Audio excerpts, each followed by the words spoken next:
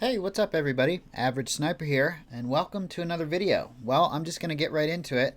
I saw this pop up on my feed today, and it looks like PUBG Mobile has been banned in India. Let's go ahead and watch the article here together, see what they have to say about this. The government of India has decided to ban 118 Chinese mobile applications, including PUBG, amid growing border tensions with China. The ban on PUBG has been in the offing ever since India banned 59 Chinese apps in June. Many experts had predicted that PUBG would be next in line to be banned. The government was reviewing close to 275 Chinese applications over reports of data sharing with the Chinese Communist regime. The ban comes as a huge blow to PUBG, which has generated over 175 million installs in India. India is by far the largest market for PUBG.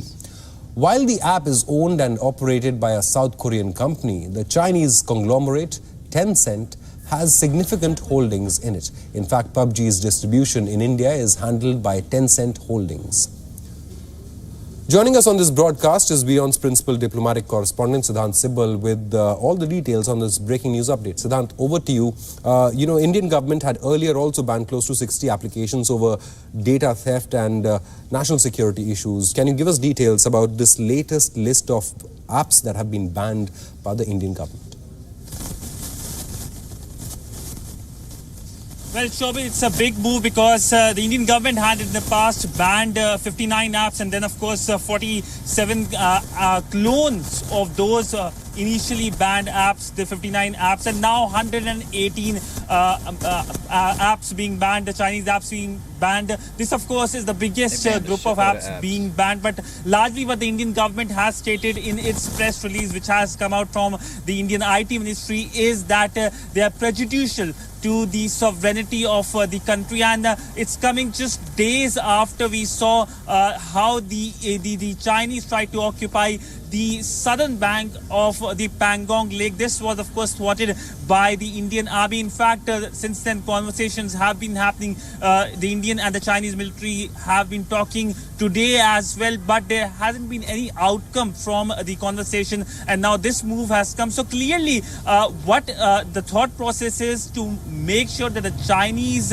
suffer. There are punitive action measures by the Indian government in several sectors. So if we look at the tech space, we have seen apps being banned. Now, of course, the entire list is more than 200 apps, Chinese apps being banned by India. But other than the tech space, it is the investment space. We know the Chinese investment will face more scrutiny. That means more trouble for any Chinese investor to invest here in India, which, of course, is a negative news for any Chinese investor, given the fact that the Indian economy is a pretty large economy, and it's just not the investment sector.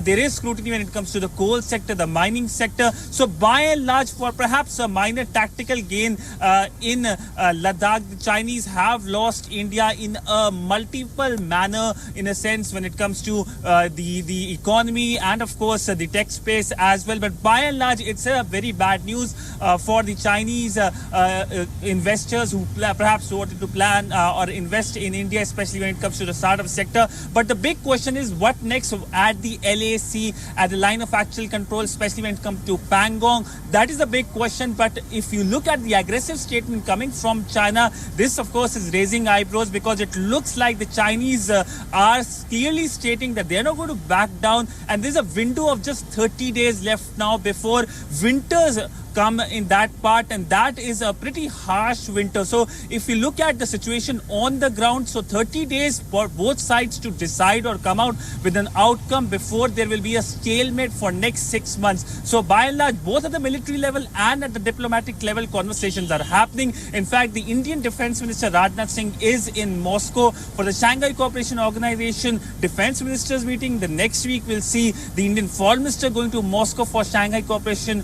Organization's Foreign Ministers meeting. What is interesting is that the Chinese counterpart will be present. As of now, there is no scheduled meeting between their counterparts. But the big question is, will Moscow in certain way help to ease out the situation, or situation remains like this? Siddhant, thank you so much for joining us with that comprehensive report. But just for the benefit of our viewers, I'd like to read out a paragraph from the government press release, and it's a very strongly worded statement that the government has given. It says the Ministry of Electronics and Information Technology has received many complaints from various sources, including several reports about misuse of some mobile apps available on Android and iOS platforms for stealing and transmitting users' data in an unauthorized manner to servers which have locations outside India.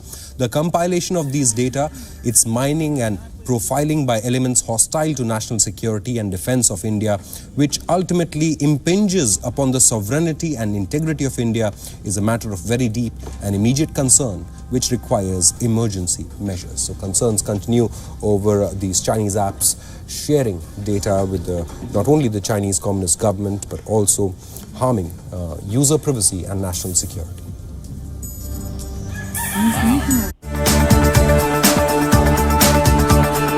Wow.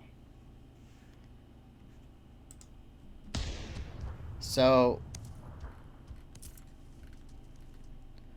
PUBG Mobile being banned in India is huge. Apparently they banned a bunch of other apps too. What do you guys think about this? It's like some kind of security issue where information is being sent to the Chinese government. We had the same thing happening here with certain apps like TikTok. Speculation on them being banned. But that's kind of crazy. PUBG Mobile being banned, that is a huge, huge source of revenue for PUBG. I mean, geez, that is... If 175 million people all spent $20 and do it on a regular basis, which they do, because PUBG Mobile is free and it's all based on microtransactions, and every time I see somebody playing PUBG Mobile, they always have some kind of fancy skins that you know they bought, or just bought the Battle Royale, the Royale Pass or whatever it is. We're talking about losses in the billions of dollars, and not to mention all the people that are going to be upset that they can't play. I mean, we've heard crazy stories coming out of India of, children running away from their parents because they're unable to play PUBG.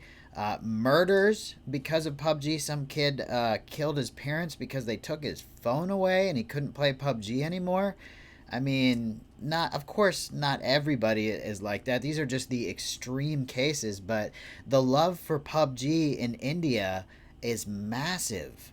And this is going to affect not only, the economy of PUBG, but a lot of people on a personal level too.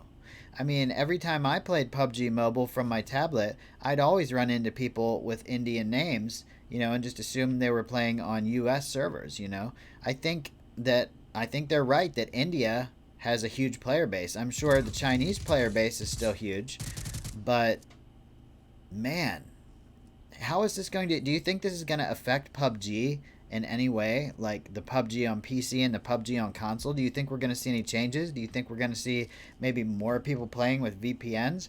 First thing I would do, if I was in India and wanted to play PUBG Mobile, I'd put a VPN on my phone and keep playing. So I wonder if we're really going to see a serious decrease, because the first thing people are going to do is go on YouTube or Google and look up a way to get around this ban and continue playing it. So I guess it really depends on how strict the ban is, how much they control it, because banning an app and taking it away and taking away people's ability to play it and download it is not going to stop people that know what they're doing from still being able to play it and sharing that information with other people as well.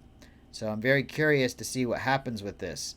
Go ahead and leave the comments in the comment section. Let me know what you think about this ban of PUBG Mobile in India. Do you think it's something that they're going to allow people to play again, or do you think that this is here to stay? And if so, how do you think this is going to affect PUBG? Well, thanks for watching, guys. Just wanted to make sure you're up to date on the latest PUBG news. I will see you on the next video or the next live stream. Again, thank you very much for watching, and have a wonderful day. Later, everyone.